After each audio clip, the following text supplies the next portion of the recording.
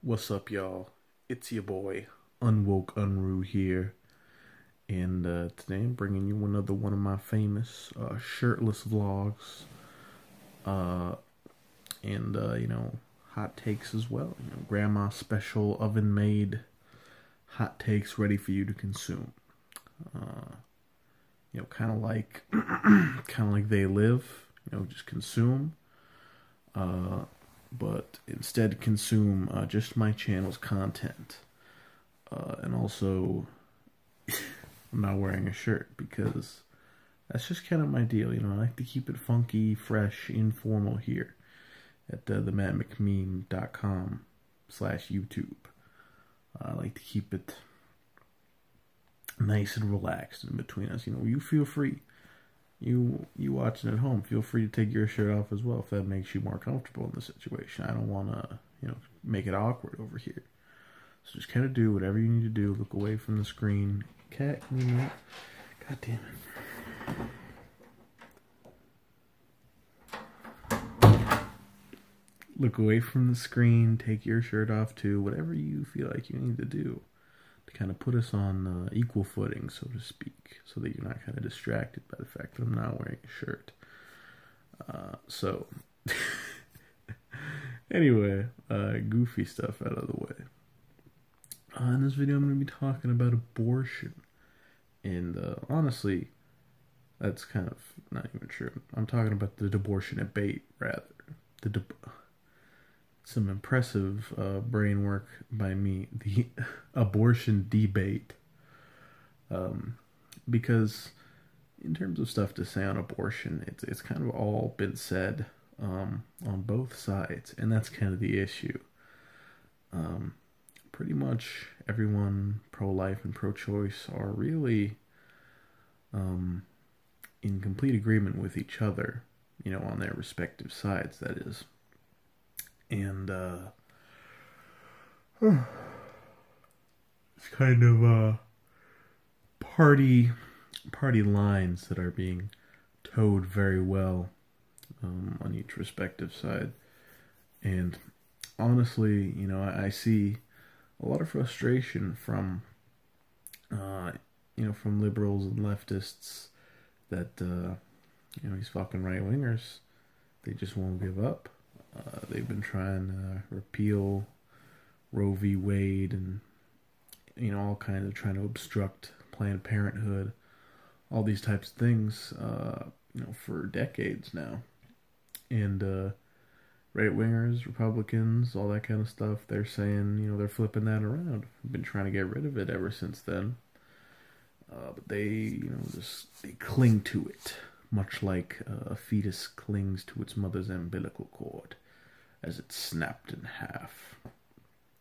And obviously, my personal stance on abortion, as a good leftist, I have to toe the party line and be like, yeah, abortion, yeah, hell yeah.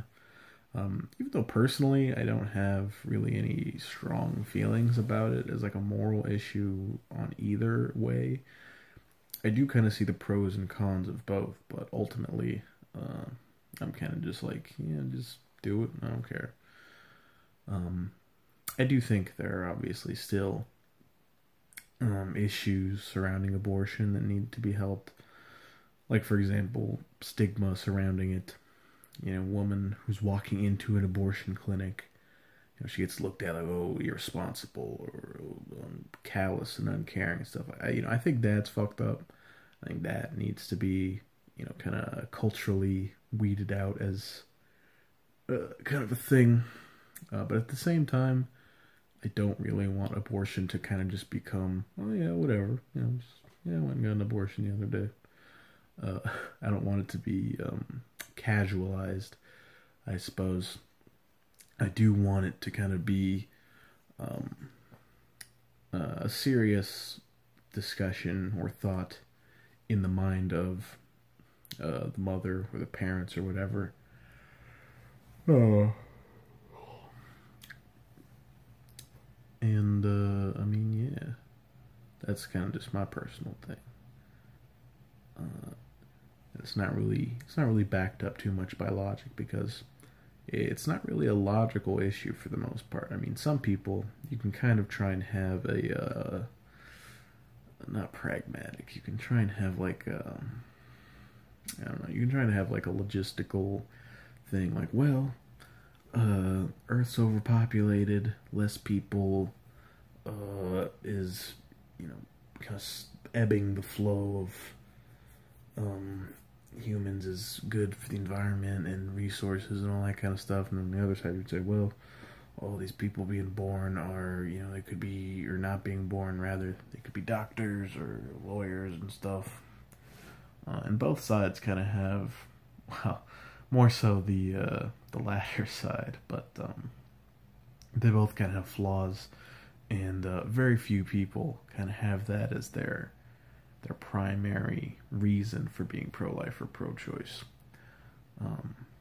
Because most of them are moral reasons. It is a moral issue, so that makes perfect sense. And that's kind of, really generally what people should be doing in this instance. And really, that's the problem with moral issues, is that there isn't generally much arguing that can be done in terms of, like, no side is technically right, because morality is subjective, obviously. So as much as we want to claim moral superiority over the other side, it doesn't really have much of a foundation in anything. So it does kind of ring a little hollow. Now, Christians who mostly make up pro-life side, and they obviously believe in objective morality, so they're kind of a bit more serious and stuff in their accusations of moral evil and corruption and stuff. So I think that leftists and liberals on the pro-choice side kind of have adopted a similar tone, even though that doesn't really quite make sense from a fucking a rational standpoint, I guess, because I am free-thinking rational. You know me. That's why I look like this. I'm basically fat American Sargon of Akkad, and that's kind of just my whole deal. But really, the mainest issue between pro-life and pro-choice is really how they conceive life, I guess. Because liberal leftist view is generally that life occurs kind of generally once brain activity starts. Some people might even say once they're born, although that's kind of not the majority opinion. But once brain activity starts in the womb is when life occurs. A very scientific, kind of very not almost kind of a cynical thing, maybe, depending on how you want to look at it. But that's generally the opinion. And on pro-life side, and again, pro-life and Christianity, or at the very least religion in general, are kind of inextricably linked. Although in America, specifically, it's mostly tied to Christianity, because most religious people in America are Christians. But the Christian perception of life, and to be honest, this might not actually apply to all Christians, or even most of them, but I can say that in the Christian education that I got growing up, this was kind of how it was explained to me, that basically souls kind of exist in heaven for babies, people to be born.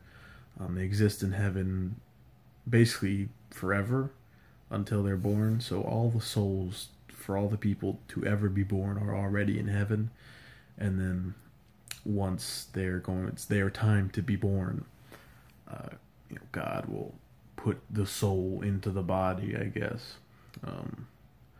while it's in the womb, or once the egg has been fertilized. You know, the specifics of when the soul enters the body is kind of up for debate. But that's generally kind of the idea. And so that is why the right is so insistent that you're killing babies, because the soul's already in there from their perspective. Or even if you're talking about Plan B, because some people are against Plan B. They're saying that that soul already exists, but you're like denying it the right to a body, kind of. It's not super well formed of an opinion, and also one that's based in, winky emoji. That's all I'm gonna say about that. To not be too super edgy over here. But yeah, this is kind of, that's basically it. It's just that the debate's probably never gonna end, and all that anyone can really do to win either side of the argument is have more babies, ironically enough, and make them think the way you do by bringing them up with your values and mostly your religious values. So I'm sorry, this video may have been shit, but it had a pretty funny intro though, I think, so that's why I'm gonna actually upload this one.